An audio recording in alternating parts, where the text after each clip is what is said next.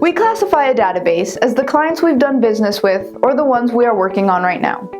Don't send out your important correspondence to dead-end leads. If your database is full of inconsistencies and poor quality data, you will be sending your marketing to dead-end leads. Learn how you could be organizing your existing data and maintain it to generate better leads. WiseAgent offers multiple options when adding contacts into WiseAgent. Your first step should be to add all your contacts to your database. You can use the Google Sync feature found in WiseAgent to automate your contacts into the contact list easily. Another way is through the Import-Export page found under the Contacts drop-down menu in your account. Here you can upload your contacts using Top Producer, Cole, and other vendors, and upload a CSV file to your contact list directly into your database. You can also manually add a contact to your contact list.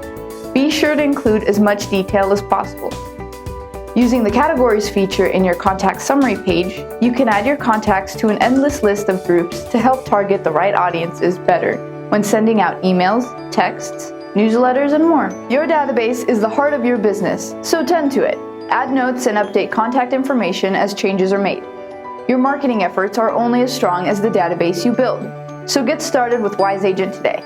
Visit www.wiseagent.com and sign up for a 14-day free trial.